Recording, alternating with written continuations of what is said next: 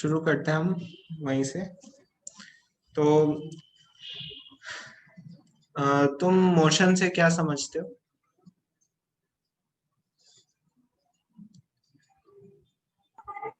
Motion से मतलब जैसे कोई भी चीज जो मूव कर रही है और जो भी मतलब लिविंग है वो मोशन में है। जो लिविंग है वो मोशन में, ये बात तो सही ये नहीं। मतलब लिविंग नहीं मतलब जो मूव कर रही है जैसे बर्ड्स।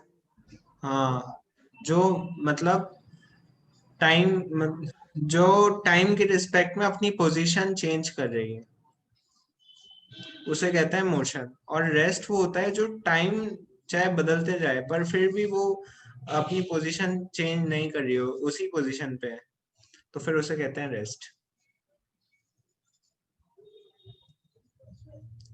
तो फिर ओके। तो फिर अब हम रीड करना शुरू करते हैं chapter. In everyday life, we see some objects at rest and others in motion. Birds fly. अब ये सब हमारे एग्जाम्पल दे दिए मोशन के, जैसे कि बर्ड्स फ्लाई करती हैं, फिशेस स्विम करती हैं, ब्लड फ्लो करता है वेन्स और आर्टरीज के थ्रू, और जो मॉलिक्यूल्स, एटम्स, प्लैनेट्स, स्टार्स और गैलेक्सीज होती हैं वो सब भी मोशन में होती हैं। But we often perceive an object to be in motion when its position changes with time. इसका मतलब ये है कि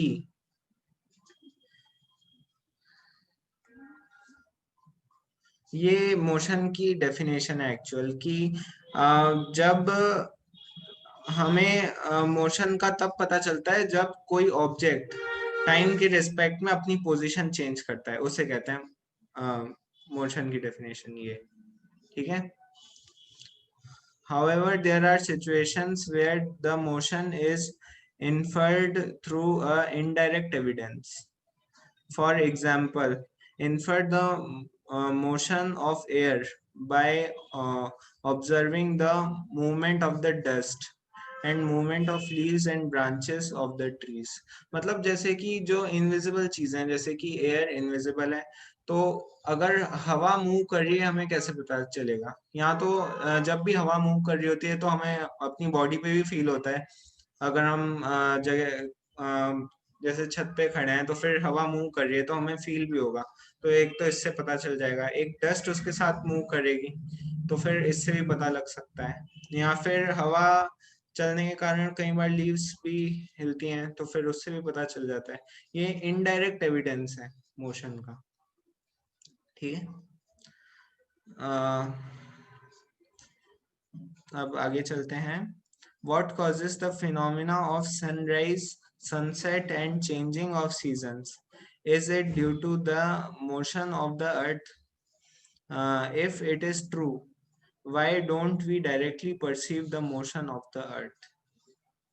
तो ये कह रहा है कि मतलब जैसे कि सनसेट, सनराइज और सीजन चेंज होता है, ये सब मोशन के कारण होते हैं, क्योंकि जैसे अर्थ की पोजीशन, अर्थ जैसे रिवॉल्व करती है ना सन के अराउंड, तो उसी के कारण ये दोनों की पोजीशन चेंज होती है रिलेटिवली, तो फिर इसलिए सीजन्स में चेंज आता है, तो फिर ये मोशन के कारण ही हो रहा है।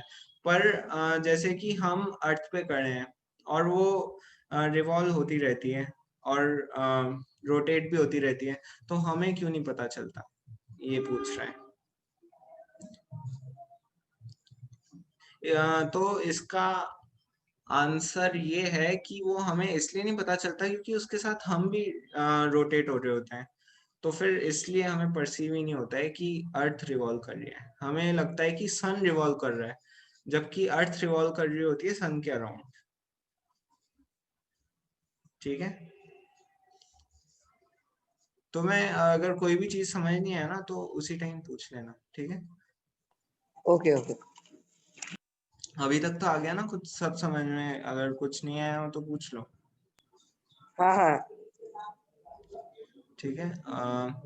एन ऑब्जेक्ट में appear to be moving for one person and stationary for some other. For example, the passenger in the bus the मतलब जैसे कि इसने एग्जांपल दे रखा है कि एक ऑब्जेक्ट किसी के लिए मूविंग सेम टाइम के लिए, दो इंसानों के लिए वो मोशन में भी हो सकता है, या फिर वो रेस्ट पे भी हो सकता है। जैसे कि मान लो बाहर बहुत गाड़ी में एक इंसान बैठा है, वो गाड़ी चला रहा है, और बाहर रो में बहुत सारे ट्रीज खड़े हैं। तो फिर जब वो मूव करेगा, मतलब जब वो गाड़ी चला रहा होगा, तो उसे ऐसा लगेगा कि जो ट्रीज वो पीछे की तरफ मूव कर रहे हैं, ठीक है ना। पर अगर मान लो तुम ट्रीज को लिविंग समझो, तो फिर ट्रीज को ऐसा लगेगा कि जो गाड़ी में इंसान बैठा है वो आगे की तरफ मूव कर रहा है। तो फिर ये मोशन क्या है ना, देखने के नजरिए से डिसाइड होता है। तो an object may appear to be moving for one person and stationary for some other, ठीक है ना।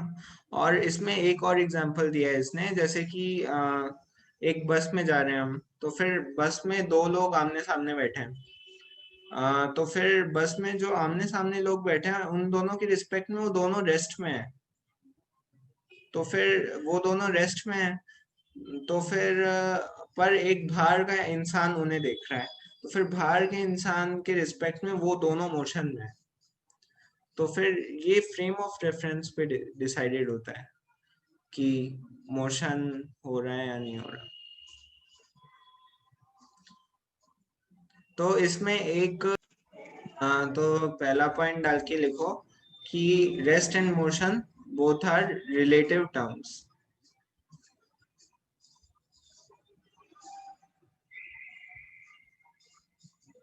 मतलब इसका मतलब ये हुआ कि एक पर्सन किसी मतलब कोई ऑब्जेक्ट एक पर्सन के नजरिए से उस टाइम पे मोशन में हो सकता है, पर किसी दूसरे पर्सन पर्सन के नजरिए से वो रेस्ट पे भी हो सकता है।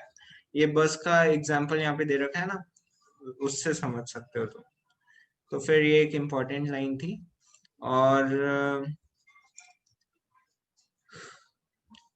इसमें अब पहली लाइन, यहाँ पे थर्ड पैरा की पहली लाइन पढ़ते हैं। Most motions are complex, some objects may move in straight line, other may take a circular path। मतलब देखो, एक तो दो टाइप के मोशन होते हैं, अपनी कॉपी में डालो मोशन, ठीक है ना। और मोशन के अंदर वो दो एरो डालो, एक तो सिंपल मोशन और एक कॉम्प्लेक्स मोशन, ठीक है ना। तो जो सिंपल मोशन में, जैसे कि यहाँ तो स्ट्रेट लाइन मोशन हो गया सिंपल मोशन, यहाँ सर्कुलर मोशन सर्कुलर पाथ में, या फिर वाइब्रेटरी ओनली वाइब्रेट कर रहा है, या फिर रोटेटरी जैसे कि अर्थ रोटेट करती है अपनी एक्सिस पे। तो फिर ये सारे मोशंस हो गए अपने सिंपल मोशंस, जिसमें एक ही टाइप का मूवमेंट एक ही टाइम पे हो रहा है। पर कॉम्प्लेक्स मोशन में हो जाएगा, जैसे कि दो या दो से ज्यादा मोशंस एक टाइम पे होना, उसे कहते हैं combinations of different types of motions at the same time. जैसे कि तुम देख सकते हो अर्थ का एग्जांपल, अर्थ सन के अराउंड रोटेट करती है, साथ में रिवॉल्व भी करती है, तो वो कॉम्प्लेक्स मोशन हो गया, क्योंकि दो मोशन एक साथ हो रहे हैं। समझ में आई बात? हाँ, ठीक है इसी ना। तरह बाकी प्लैनेट्स भी यही करते हैं। हाँ, बाकी प्लेनेट भी यही करते हैं। और जैसे कि बहुत चीजें और देख सकते हो, जैसे कि एक कार स्ट्रेट लाइन में चल रही है, लीनियर मोशन कर रही है, और साथ में वाइब्रेट भी कर रही है, तो वो भी एक टाइप का कॉम्प्लेक्स मोशन हो जाएगा। दो या दो से ज्यादा जब मोशन, दो या दो से ज्यादा टाइप ऑफ मोशन एक ही बार में हो रहे हो, तो उसे कहते हैं हम कॉम्प्लेक्स टाइप ऑफ मोशन। और सिंपल मोशन में मतलब एक ही टाइप का हो गया, तो स्ट्रेट लाइन में तो स्ट्रेट लाइन में जाएगा, या सर्कुलर होगा या वाइब्रेटरी होगा, इसे कहते हैं कॉम्प्लेक्स और सिंपल, ठीक है। अब आगे चलते हैं। In this chapter we shall first learn to describe the motion of the object along a straight line. मतलब इस चैप्टर में हमें ज्यादातर स्ट्रेट लाइन मोशन के बारे में ही पढ़ना है। थोड़ा सा लास्ट में हम सर्कुलर मोशन भी देखेंगे और इसके ग्राफ्स और इक्वेशंस ये बता रखे हैं इसमें कुछ खास। अभी एक्टिविटी पढ़ो तुम। नहीं, पहली एक्टिविटी बेकार है, सेकंड एक्टिविटी पढ़ो। Have you ever experienced that the train in which you are sitting appears to move while it is at rest? Discuss and share your experience. हाँ, तो बताओ क्या लगता है तुम्हें।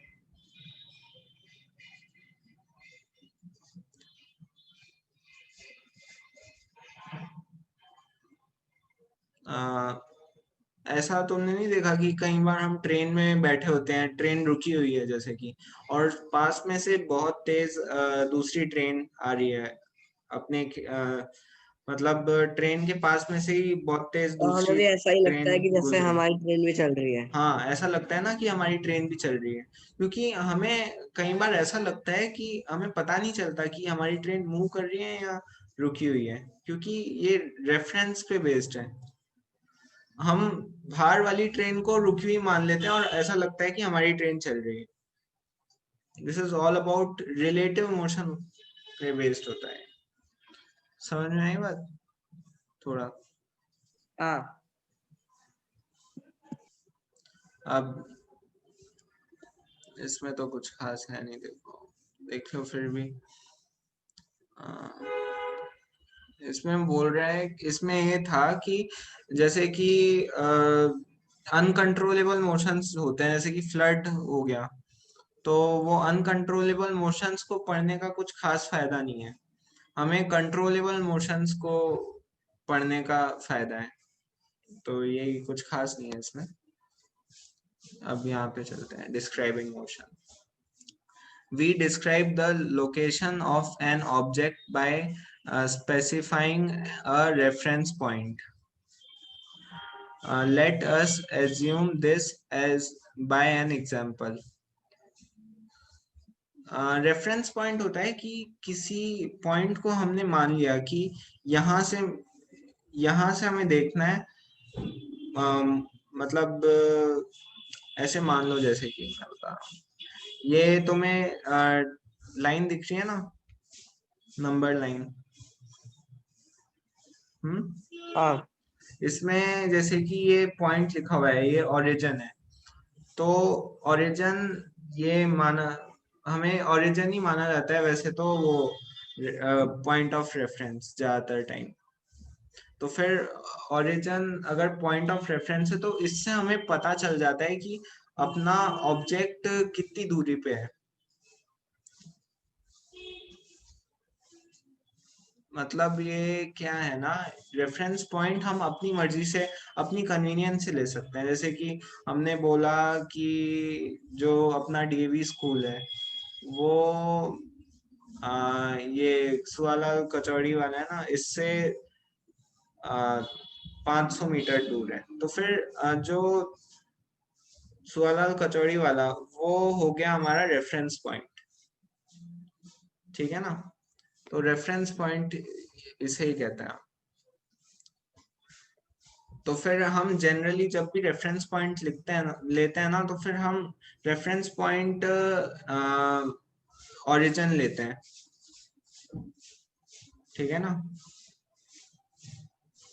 देखो हाँ। यहाँ पे लिखा हुआ है, we have specified the position of the school with respect to the railway station. In this example, railway station is the reference point. We could have also chosen other reference point according to our convenience. Therefore, to describe the position of an object, we need to specify reference point called origin.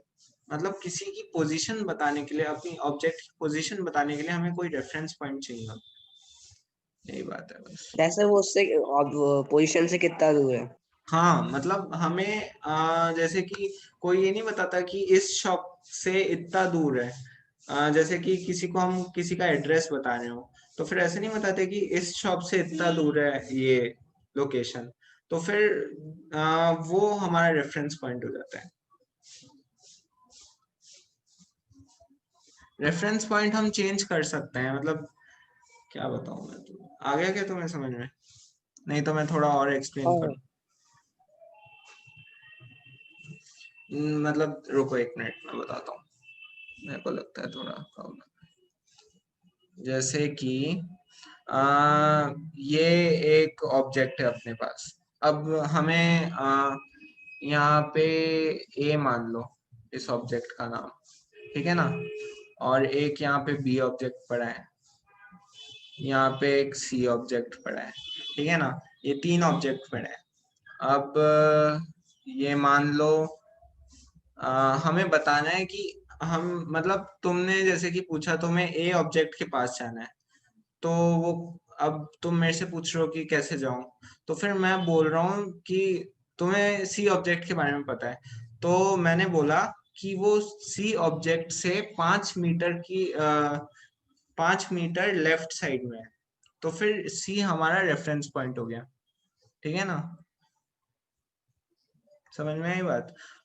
पर मान लो अगर तुम्हें सी object के बारे में, तुम्हें B object के बारे में पता है, और तुम्हें ए तक जाना है ना, मेन बात यह है कि तुम्हें ए तक जाना है, ए तुम्हारा टारगेट है, तो फिर टारगेट तुम्हारा ए है, तो फिर हमें तुम्हें लोकेशन बतानी है, तुम वहां पे कैसे पहुंचोगे ए के पास, तो फिर तुम्हें रेफरेंस बतानी पड़ेगी कि इससे इतना दूरी पे है, बी से 5 मीटर राइट की तरफ है ए, तो फिर बी हो गया हमारा reference point.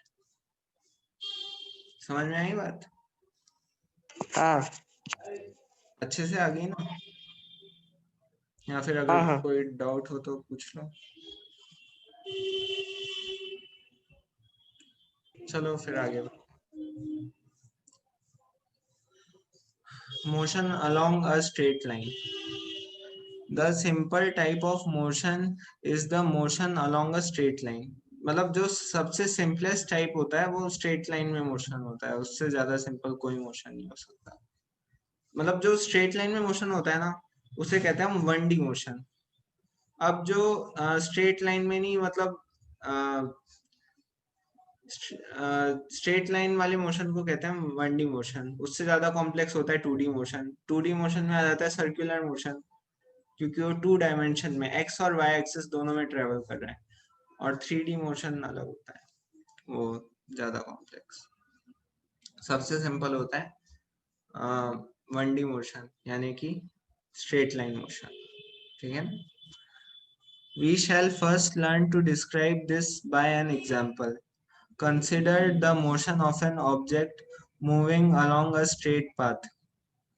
The object starts its journey from O, which is treated as its reference point. इसमें आ गई ना बात? O को हमने reference point बताया। इससे हम पता लगा सकते हैं कि B, C और A कहाँ पे है। हमें पता लगाना है कि बी, सी और ए कहाँ पे है, तो फिर जैसे हमने बोल दिया रेफरेंस पॉइंट से 25 मीटर की दूरी पे है सी, तो ओरिजिन से, मतलब रेफरेंस पॉइंट हमारा ओरिजिन है, तो हमें आराम से पता लग जाएगा कि यहाँ पे हमारा सी है। और 35 मीटर की दूरी पे है ओरिजिन से, मतलब अपना रेफरेंस पॉइंट से बी, फिर इसलिए हम रेफरेंस पॉइंट पोजीशन पता लगाने के काम आता है किसी भी ऑब्जेक्ट। समझ में आई बात? हाँ। The object starts its journey from O when it is एक second. The object starts its journey from O, which is treated as its reference point. Let A, B, and C represent the position of object at different instants. ठीक है ना? At first, the object moves through C to B. ठीक है ना? पहले सी से B जाता है, फिर बी से ए जाता है, फिर वापस से ये ए से वापस से बी जाता है और सी जाता है, और फिर वापस से ओ की तरफ आ जाता है। नहीं नहीं नहीं, एक सेकंड, नहीं रुको मैं बताता हूँ, गलत बता दिया, एक मिनट। ये पहले यहाँ से गया, यहाँ पे गया, यहाँ पे गया, यहाँ पे गया, और फिर यहाँ पे नहीं, यहाँ पे गया, यहाँ पे गया, यहाँ पे गया, यहाँ पे गया और फिर यहाँ पे आके रुक गया। ठीक है ना, ओरिजिन से शुरू हुआ था और यहाँ गया और यहाँ पे रुक गया। ठीक है, तो अब तुमने डिस्टेंस तो पढ़ा ही होगा ना, इसमें तुमने बताओ इसने डिस्टेंस कितना कवर किया टोटल।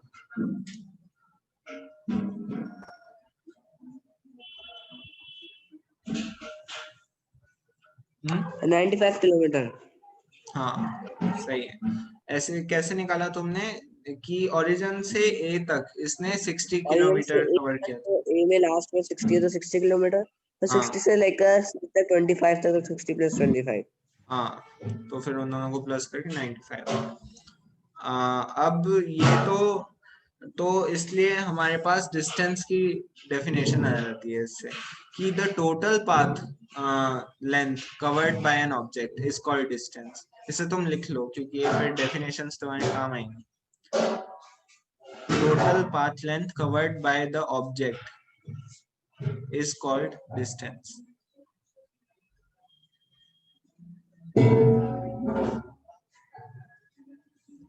एंड अब तुम्हें पता है डिस्प्लेसमेंट क्या होता है?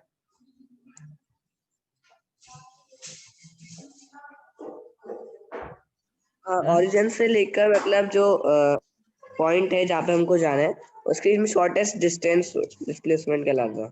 हाँ, मतलब जो परफेक्ट डेफिनेशन इसे कही जाए तो शॉर्टेस्ट पाथ बिटवीन मतलब और between the starting point and the end point. तो फिर उन्हें जो स्ट्रेट लाइन, स्टार्ट पॉइंट और एंड पॉइंट को जो स्ट्रेट लाइन ज्वाइन कर रही है वो होगा हमारे पास डिस्प्लेसमेंट। ठीक है, तो ये हो जाएगा,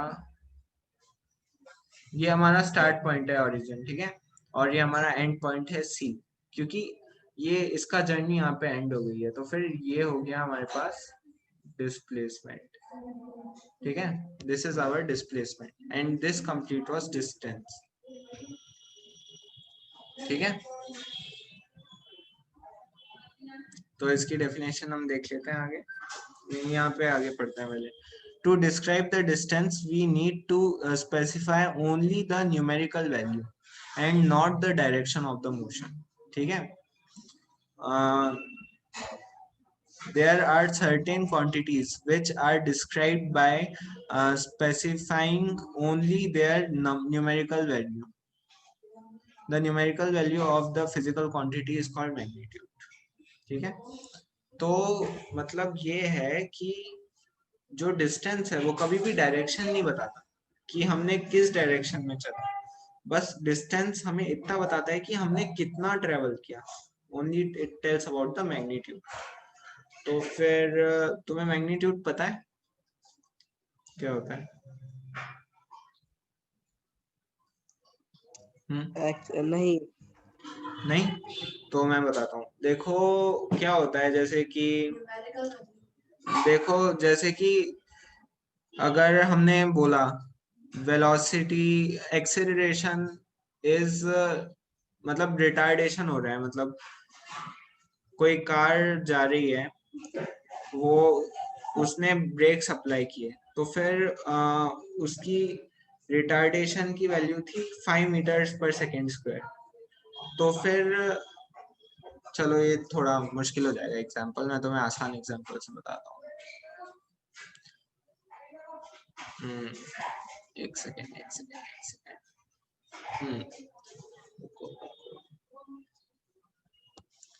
जैसे कि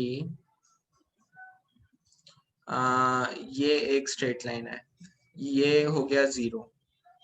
अब यहाँ से एक ऑब्जेक्ट, ये 1 2, ये -1, ये -2। तो जैसे कि एक ऑब्जेक्ट यहाँ से यहाँ तक चला, तो फिर ये कितना चला? -2, क्योंकि तो -2 इसकी वैल्यू हो गई, क्योंकि माइनस इसकी जो साइन होता है वो हमेशा डायरेक्शन इंडिकेट करता है। तो फिर -2 इसकी जो एग्जैक्ट वैल्यू हो गई। पर जो मैग्नीट्यूड होता है उसमें कभी भी डायरेक्शन नहीं आती, तो फिर जितने भी साइन होते हैं वो हट जाते हैं, तो 2 इज द मैग्नीट्यूड। ठीक है, जैसे अगर एक क्वेश्चन आता है, मान लो मैं पूछता हूँ तुमसे क्वेश्चन, ये more than one option correct है, मैं तुमसे एमसीक्यू पूछ रहा हूँ। ठीक है, तो फिर मैं पूछ रहा हूँ इनमें से मैग्नीट्यूड कौन सा है, +2, -2, 2 या नन ऑफ दीज। 2। हाँ, इसमें कई बच्चे, मतलब मेरे भाई ने भी ये गलती कर दी थी, एक टेस्ट में क्वेश्चन आया था, उसने +2 लगा दिया था, क्योंकि लोगों को लगता है कि जिसके आगे कोई साइन नहीं है उसके आगे प्लस का साइन होता है, तो फिर पर जो मैग्नीट्यूड होता है उसमें ना प्लस का साइन आता है ना माइनस का साइन आता है, समझ गए, ओनली न्यूमेरिकल वैल्यू आती है। तो डिस्टेंस के अंदर कभी भी कोई साइन नहीं आता है, कोई प्लस का साइन नहीं आता ना माइनस का साइन आता है उसके आगे, ओनली न्यूमेरिकल वैल्यू होती है कि इसने कितना डिस्टेंस ट्रेवल किया, 30 मीटर, +30 मीटर बिल्कुल गलत हो जाएगा, -30 मीटर भी बिल्कुल गलत हो जाएगा। ठीक है, तो मैग्नीट्यूड हमेशा बताता है, क्वांटिटी बताता है, it does not tells about the direction, और क्वांटिटी कभी भी पॉजिटिव नेगेटिव में नहीं होती। समझ में आई बात? हाँ।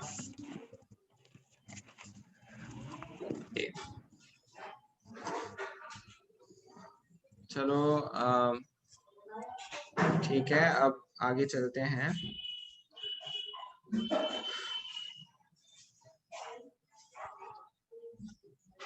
तो the numerical value of the physical quantity is called magnitude. ठीक है, जो बस न्यूमेरिकल क्वांटिटी, उसमें प्लस माइनस कोई साइन वाइन नहीं आएगा, ओनली न्यूमेरिकल क्वांटिटी को मैग्नीट्यूड कहते हैं। समझ गए? तो from the example, can you find out the distance of the final position C, ये तो कर लिया है तुमने सब। तो इसमें देखो, ये डिस्प्लेसमेंट की डेफिनेशन है कि the shortest distance measured from initial to final position of an object is known as the displacement। ठीक है, और एक चीज बतानी थी, तुम्हें पता है वेक्टर क्वांटिटी और स्केलर क्वांटिटी क्या होती है?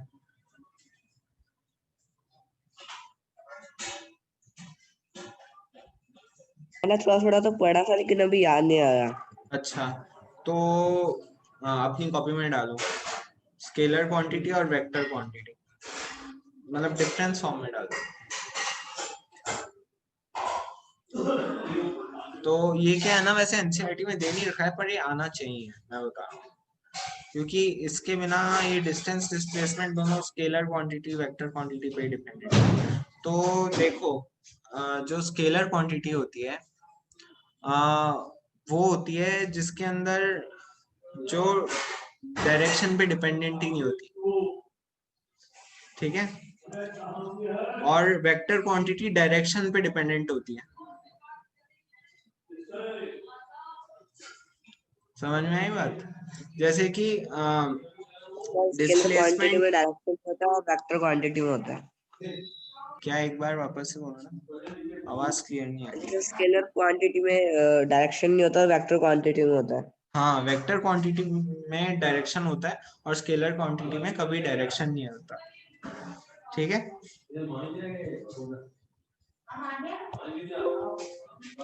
तो जैसे कि मैं बताऊं, scalar quantity, distance is a type of scalar quantity, क्योंकि डिस्टेंस की कोई डायरेक्शन नहीं है, पर displacement is a vector quantity, क्योंकि इसकी डायरेक्शन है। जैसे कि अब बताओ, इसमें डिस्प्लेसमेंट मैं तुम्हें सही में बताऊं, इसमें जैसे कि O से C तक हुआ ना डिस्प्लेसमेंट, तो इसमें हम अगर बिल्कुल करेक्ट रिप्रेजेंटेशन करना चाहें डिस्प्लेसमेंट की, तो वो कैसे करेंगे? ये ओरिजिन से शुरू हुआ और सी पे पहुंचा, तो मतलब ये डायरेक्शन होती है, मैं एक सेकंड बताऊं, रुको एक सेकंड, ये होगी डायरेक्शन। ये नॉर्थ है, ये साउथ है, ये ईस्ट है, नहीं सॉरी, ये वेस्ट है, वेस्ट है और ये ईस्ट है।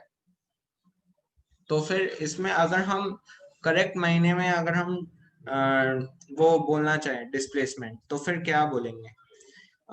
25 मीटर, नहीं 25 kilometres displacement towards east direction.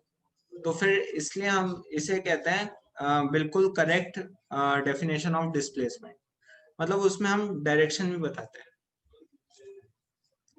और हम अगर डायरेक्शन ऐसे ईस्ट डायरेक्शन नहीं बताए ना, तो जब भी डायरेक्शन नहीं बताई होती तो कम से कम हमेशा साइन तो लगा होता है। अगर साइन नहीं लगाना तो हमें डायरेक्शन बतानी पड़ेगी, ईस्ट में, वेस्ट में, नॉर्थ में, साउथ में। अगर डायरेक्शन नहीं बताई होगी तो फिर साइन लगा होगा प्लस या माइनस का। तो इससे हमें पता चलता है कि displacement is a type of vector quantity, क्योंकि इसमें साइन का यूज हो रहा है।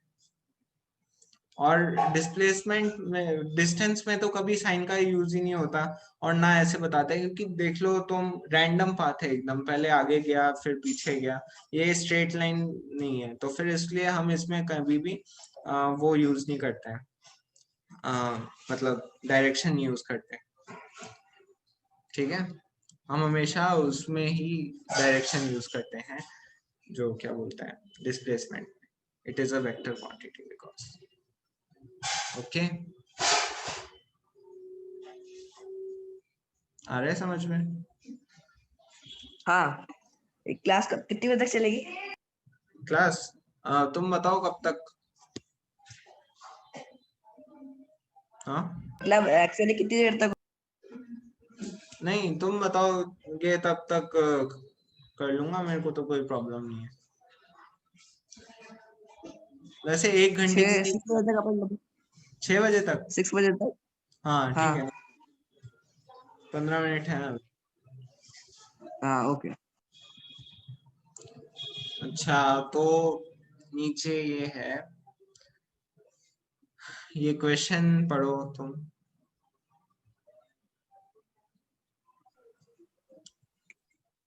मैग्नीट्यूड वाला। हाँ, can the magnitude of the displacement be equal to the distance travelled by an object? हाँ तो बताओ।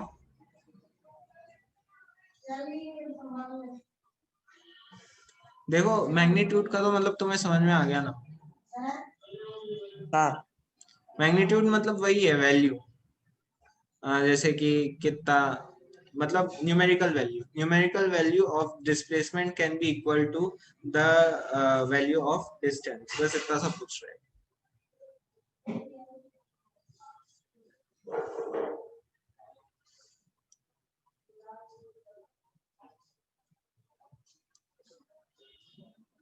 हो सकता है या नहीं हो सकता? हो सकता है, क्योंकि मैग्नीट्यूड में भी कोई मतलब डायरेक्शन या फिर वो साइन ही होता है, और डिस्टेंस में भी वो स्केलर क्वांटिटी होगी। नहीं, सही रीजन बताओ, जैसे एग्जांपल देके बताओ कैसे हो सकता है डिस्टेंस और डिस्प्लेसमेंट इक्वल, एक केस बना के बताओ।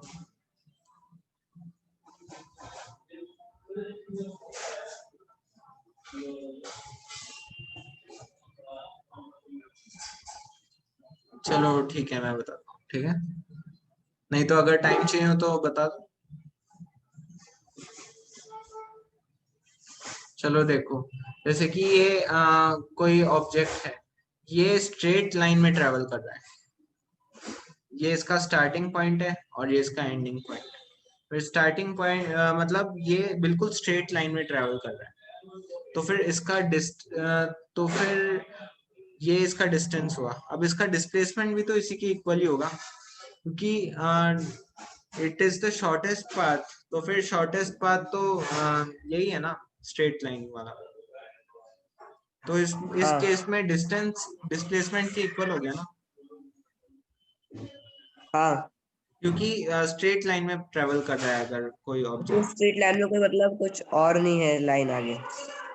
हाँ मतलब बिल्कुल स्ट्रेट ट्रेवल कर रही है कार, मतलब जैसे कि बीच में कोई टेढ़ा मेढ़ा नहीं हुआ। जैसे कि मैं बताऊं, देखो इस केस जैसे में, अगर ट्रायंगल शेप में होता तो फिर हो सकता था। हाँ ट्राइंगल शेप में होता तो फिर डिस्टेंस और डिस्प्लेसमेंट अलग हो जाता।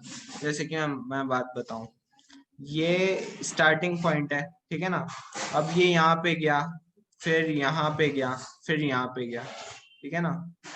यहाँ पे और यहाँ पे, ये इसका स्टार्टिंग पॉइंट था और यही इसका एंडिंग पॉइंट है।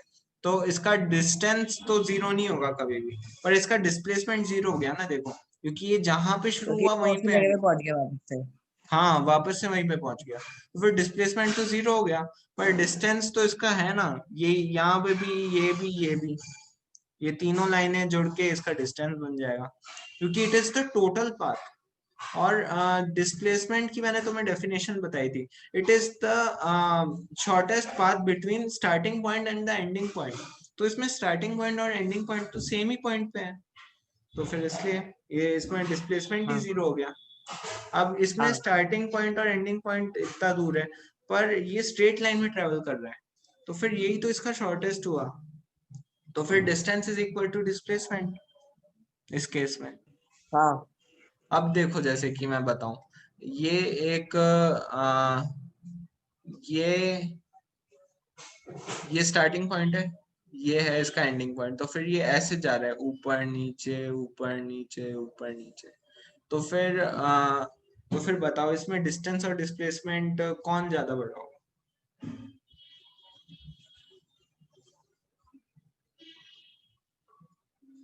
दोनों सेम होंगे शायद। नहीं सेम क्यों, देखो डिस्टेंस तो ये हुआ ना, ये ऊपर गया तो ये इसका पूरा पाथ काउंट होगा ये, समझ में आई बात।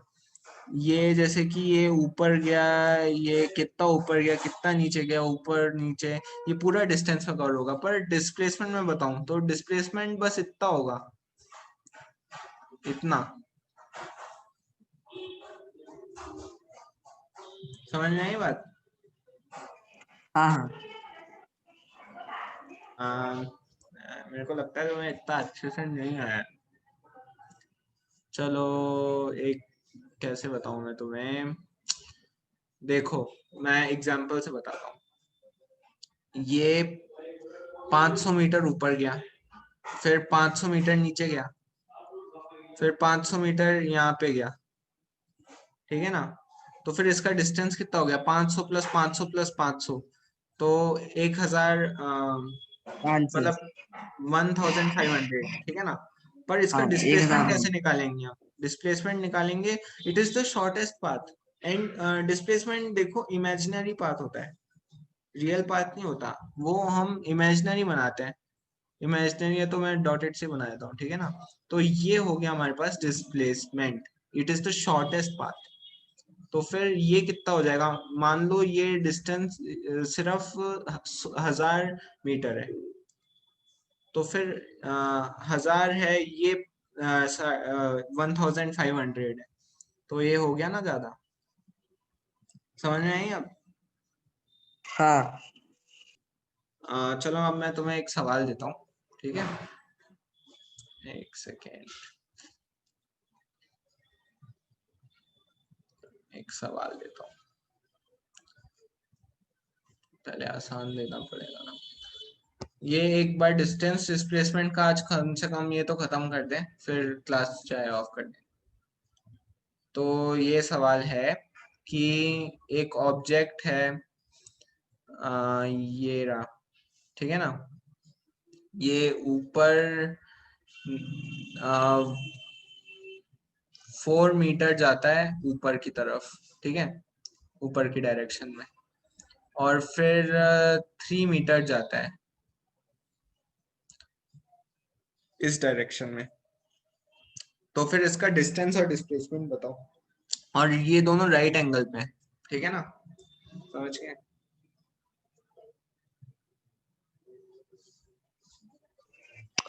हाँ बस 2 मिनट।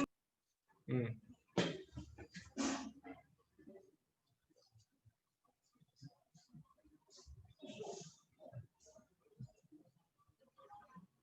ये स्टार्टिंग पॉइंट है, दिस इज स्टार्टिंग पॉइंट, मैं ऐसे लिख रहा हूँ, and this is and point, ये ये वाला पॉइंट एंड पॉइंट। तो फिर हमें इसका डिस्टेंस और डिस्प्लेसमेंट बताओ।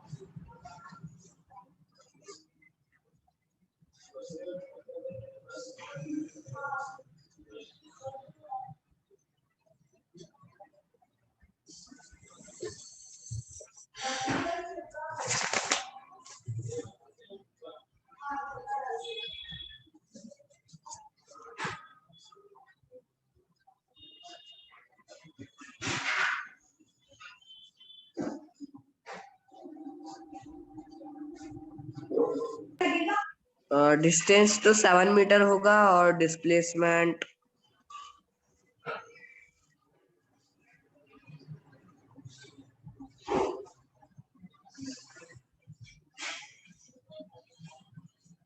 डिस्प्लेसमेंट क्या होगा?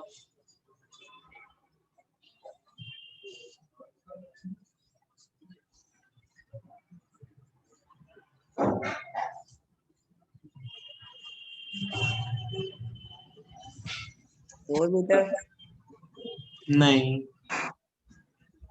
देखो तुमने ऐसे मतलब देखो, this is the end point and this is the shortest point, तो इसका शॉर्टेस्ट डिस्टेंस क्या होगा इन दोनों के बीच में, बताओ। अब ये तो नहीं हो सकता ना, ये तो एंड पॉइंट को ज्वाइन ही नहीं कर रहा है, एंड पॉइंट से 3 मीटर दूर है ये वाला पॉइंट, तो ये कैसे हो सकता है? देखो इसका अगर शॉर्टेस्ट बना है तो ऐसे चले जाए, नहीं होने वाला, हमें स्ट्रेट जाना पड़ेगा इसके पास। This will be the shortest point, तो इसकी लेंथ निकालो।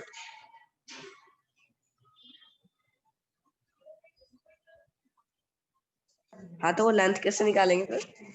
पाइथागोरस थ्योरम, पाइथागोरस थ्योरम पढ़ी थी ना, ना पहले पढ़ी होगी ना तुमने, उससे निकाल।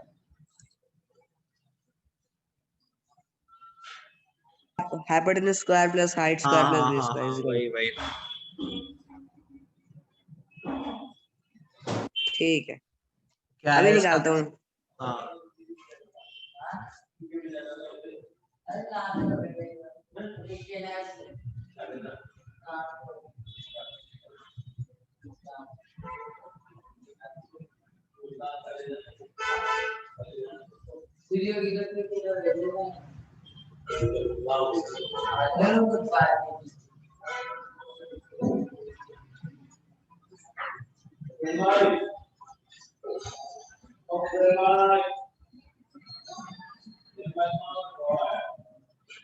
5। हाँ ठीक है ना, ऐसे ही किया हाँ होगा ठीक ना। है। √16 + 9 है ना, तो ये आ गया 5, क्योंकि √16 + 9 हो जाएगा बस मैंने 25। लास्ट में 25 का स्क्वायर निकाल लिया फिर, स्क्वायर हाँ, रूट। स्क्वायर रूट निकालो। तो ये क्वेश्चन बहुत कॉमन है, आता है बहुत बार। चलो अब आगे पढ़ते हैं थोड़ा, या फिर अभी तो थोड़ा कम ही टाइम बचा है, तो फिर एक सवाल और कर लो, चलो एक काम करते हैं। हाँ, एक लास्ट क्वेश्चन कर लेते हैं। Object has moved to distance चलो पहले क्वेश्चन का आंसर बताओ।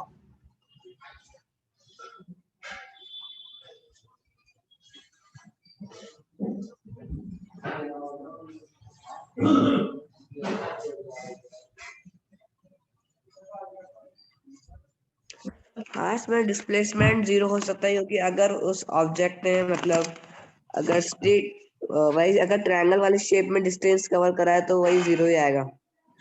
कौन सी वाली शेप में? ट्रायंगल शेप में ट्राइंगल जैसा वाले कुछ में, हाँ सही बात है। यहाँ फिर जैसे कि ये शुरू हो रहा है, कुछ भी एग्जाम्पल हो सकता है इसका, जैसे कि यहाँ से शुरू हुआ सर्कुलर पाथ में वापस से यहीं पे आ गया, या फिर जैसे कि तुम एक सर्कुलर एग्जाम्पल में ले भी हो सकते हो, सकता है। तुम जब भी स्कूल जाते हो तो फिर घर से निकलते हो, घर से निकलते हो तो फिर वापस से घर पे ही तो आते हो, ठीक है ना। तो बस डिस्टेंस होगा, डिस्प्लेसमेंट नहीं तो होगा। हाँ, तो घर वापस से घर पे ही आते हो तो फिर तुमने डिस्टेंस कितना ट्रेवल किया, गए भी वहां पे, जाने में भी इतना डिस्टेंस, फिर आने में भी इतना डिस्टेंस, डिस्टेंस तुम्हारा होगा खूब, पर डिस्प्लेसमेंट 0 होगा, क्योंकि तुम गए निकले थे घर से और पहुंचे वापस से घर पे, फिर इसलिए तुम्हारा डिस्प्लेसमेंट 0 होगा। तो फिर ठीक है ना, पहले क्वेश्चन का तो हो गया। और तुम्हें एक इम्पॉर्टेंट चीज बता दूं, ये बहुत इंपॉर्टेंट चीज है, इसे लिख लेना अपने नोट्स में, कि डिस्टेंस इज ग्रेटर देन और इक्वल टू, ये साइन पता है तुम्हें, ग्रेटर देन इक्वल टू? हाँ, कौन सा? ये वाला साइन ग्रेटर देन और इक्वल टू, देखो ग्रेटर देन और इक्वल टू, या तो बड़ा होगा या फिर उसके बराबर होगा, ये साइन होता है। Repeat करना एक बार। देखो ये ग्रेटर देन इक्वल टू का साइन ये होता है, एक तो एक ग्रेटर वाला साइन है ना। नहीं, वो पॉइंट पॉइंट। अच्छा, distance is always greater than और इक्वल टू डिस्प्लेसमेंट। डिस्प्लेसमेंट, ठीक है ना। तो फिर ये चाहे तुम लैंग्वेज में लिख लो, distance is always greater than और इक्वल टू डिस्प्लेसमेंट। यहाँ तो डिस्टेंस डिस्प्लेसमेंट के बराबर हो जाएगा, या फिर हमेशा या फिर इससे ज्यादा होगा। वही या फिर कम तो उससे, डिस्प्लेसमेंट ही होता है। हाँ पर डिस्प्लेसमेंट कभी भी डिस्टेंस से ज्यादा नहीं हो सकता, क्योंकि हाँ, displacement is the shortest path. वही वो शॉर्टेस्ट होता है। हाँ। ज्यादा से ज्यादा ये हो सकता है कि हमने जो डिस्टेंस ट्रेवल किया वो ही शॉर्टेस्ट हो, तो फिर डिस्टेंस और डिस्प्लेसमेंट इक्वल हो जाएंगे ना, हाँ, ठीक है ना। तो फिर एक और क्वेश्चन करोगे क्या? चलो लास्ट वाला क्वेश्चन कर लो, ये सेकंड वाला मुश्किल है थोड़ा, लास्ट वाला क्वेश्चन कर लो, थर्ड।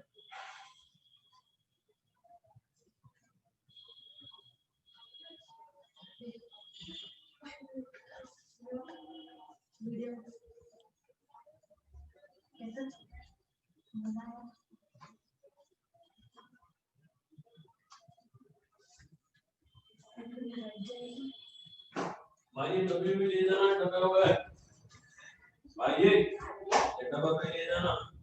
ए का आंसर तो फॉल्स है क्योंकि डिस्प्लेसमेंट 0 हो सकता है। हाँ बिल्कुल सही।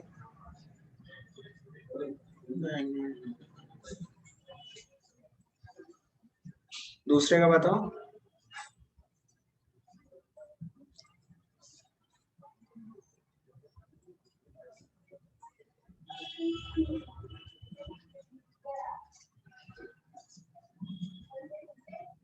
दूसरा थोड़ा समझ में नहीं आ रहा। हाँ, समझ नहीं आ रहा, किसकी वजह से नहीं आ रहा, इसमें कौन सा शब्द समझ नहीं आ रहा है, मैं मतलब बताऊं? वही मैग्नीट्यूड इज नहीं ग्रेटर ना, वाला। मैग्नीट्यूड ना, मैग्नीट्यूड का मतलब तुम अभी तक समझे नहीं अच्छे से। मैग्नीट्यूड का मतलब वही होता है, वैल्यू, न्यूमेरिकल वैल्यू। लिख लो तुम कहीं पे न्यूमेरिकल वैल्यू, जैसे कि बस न्यूमेरिकल वैल्यू, समझ गए? उसमें साइन वाइन इंक्लूडेड नहीं होगा, ओनली न्यूमेरिकल वैल्यू, ना साइन ना डायरेक्शन, ओनली न्यूमेरिकल वैल्यू। जैसे कि ये देख रहे हो ना तुम, ये टेबल 8.1 में ये 10 20 30 40 50 60 70 ये सब डिस्टेंस लिखे है ना, इसके आगे क्या कोई साइन नहीं लगा, कोई वो नहीं लगा, मतलब डायरेक्शन नहीं लगी, ये बस 10, this is the magnitude. Simple number. बस नंबर, जो नंबर है ना वही न्यूमेरिकल वैल्यू। मतलब ये देखो, अब बताओ, अगर अभी आ गया हो तो बताओ, नहीं तो मैं बताऊं।